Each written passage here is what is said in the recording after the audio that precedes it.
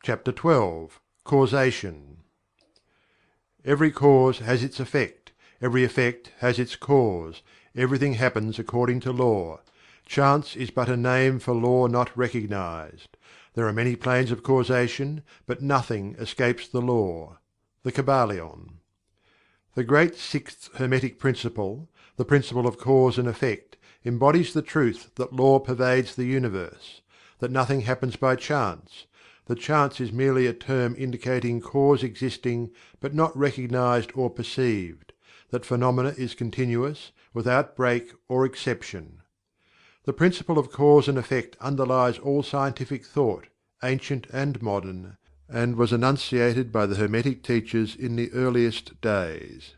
While many and varied disputes between the many schools of thought have since arisen, these disputes have been principally upon the details of the operation of the principle, and still more often upon the meaning of certain words. The underlying principle of cause and effect has been accepted as correct by practically all the thinkers of the world worthy of the name. To think otherwise would be to take the phenomena of the universe from the domain of law and order, and to relegate it to the control of the imaginary something which men have called chance. A little consideration will show anyone that there is in reality no such thing as pure chance.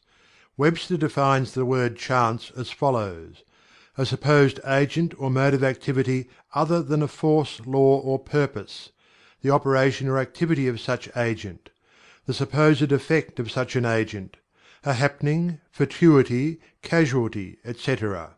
But a little consideration will show you that there can be no such agent as chance, in the sense of something outside of law, something outside of cause and effect.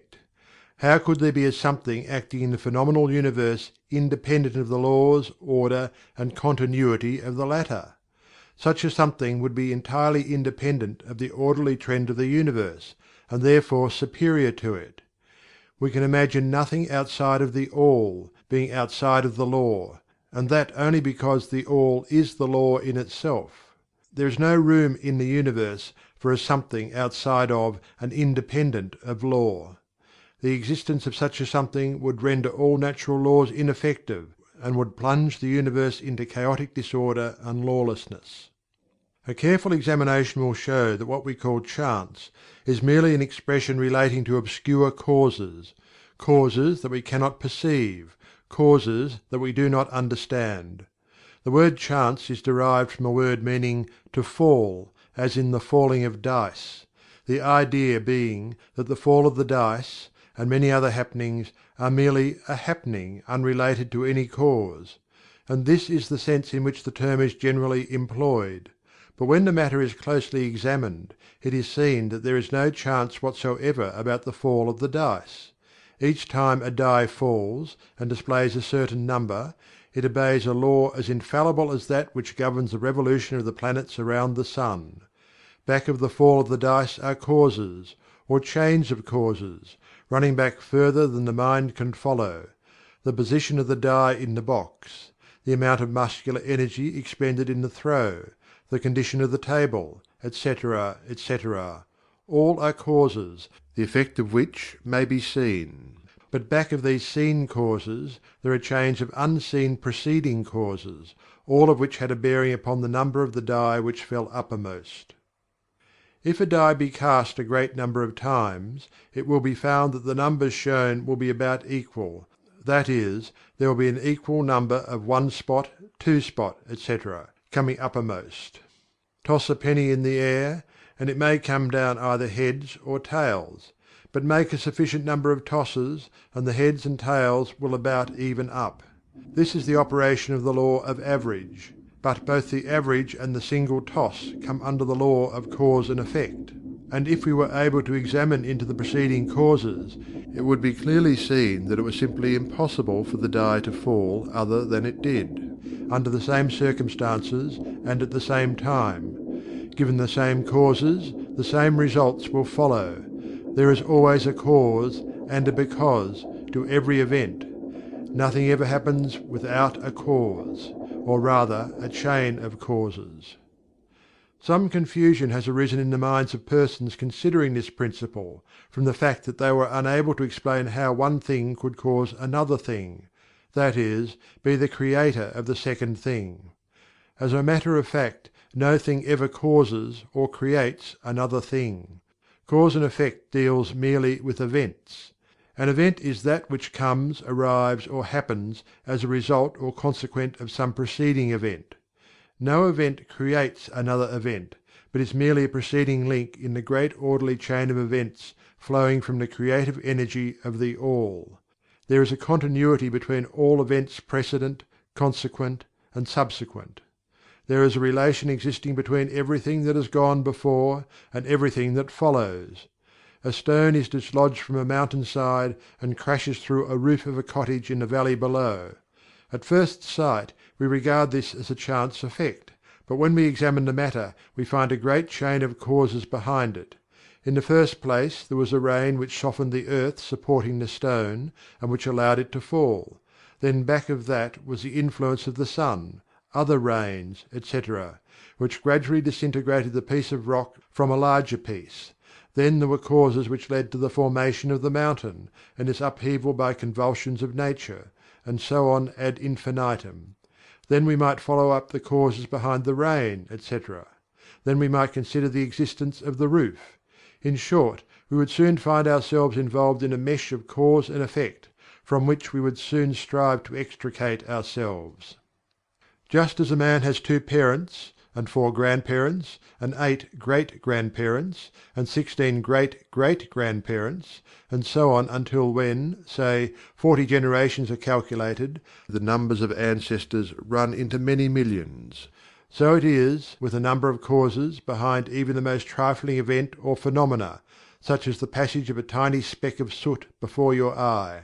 It is not an easy matter to trace the bit of soot back to the early period of the world's history, when it formed part of a massive tree trunk, which was afterwards converted into coal, and so on, until as the speck of soot it now passes before your vision on its way to other adventures.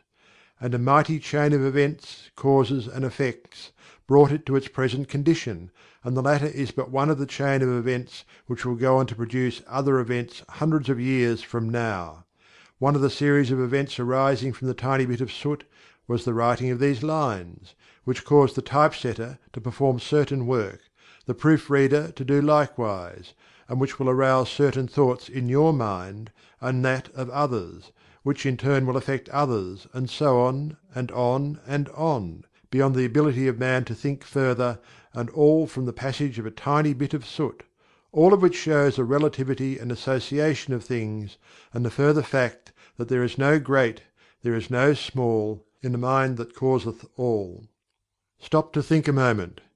If a certain man had not met a certain maid away back in the dim period of the Stone Age, you who are now reading these lines would not now be here. And if, perhaps, the same couple had failed to meet, we who now write these lines would not now be here. And the very act of writing, on our part, and the act of reading, on yours, will affect not only the respective lives of yourself and ourselves, but will also have a direct or indirect effect upon many other people now living and who will live in the ages to come.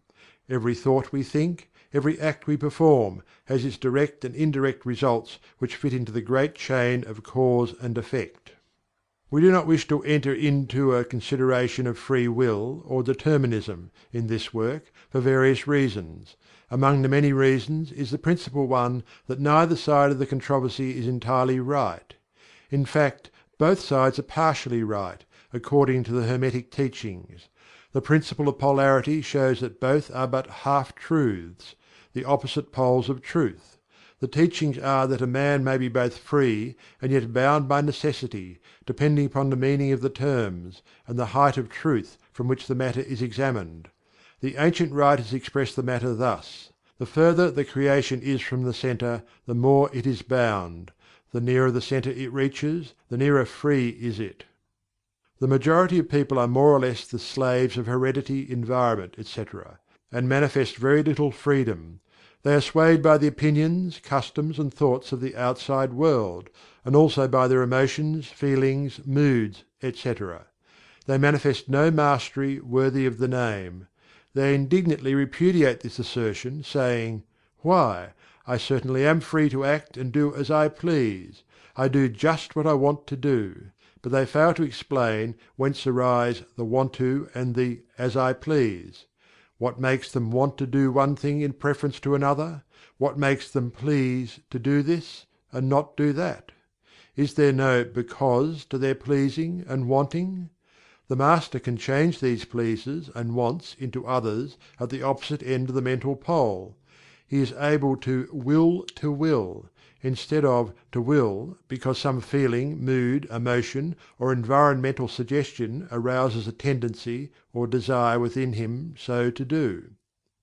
The majority of people are carried along like the falling stone, obedient to environment, outside influences, and internal moods, desires, etc., not to speak of the desires and wills of others stronger than themselves, heredity, environment, and suggestion, carrying them along without resistance on their part or the exercise of the will. Moved like the pawns on the checkerboard of life, they play their parts and are laid aside after the game is over. But the Masters, knowing the rules of the game, rise above the plane of material life, and placing themselves in touch with the higher powers of their nature, dominate their own moods, characters, qualities, and polarity, as well as the environment surrounding them, and thus become movers in the game, instead of pawns; causes instead of effects. The Masters do not escape the causation of the higher planes, but fall in with the higher laws, and thus master circumstances on the lower plane. They thus form a conscious part of the Law, instead of being mere blind instruments. While they serve on the higher planes, they rule on the material plane. But on higher and on lower, the Law is always in operation. There is no such thing as chance. The blind goddess has been abolished by reason.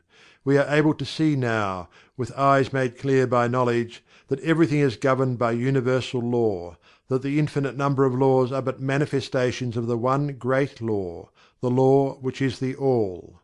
It is true indeed that not a sparrow drops unnoticed by the mind of the All; that even the hairs on our head are numbered, as the Scriptures have said. There is nothing outside of Law, nothing that happens contrary to it. And yet, do not make the mistake of supposing that man is but a blind automaton. Far from that.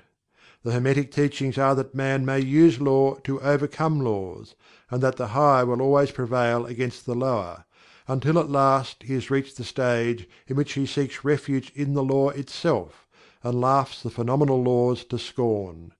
Are you able to grasp the inner meaning of this?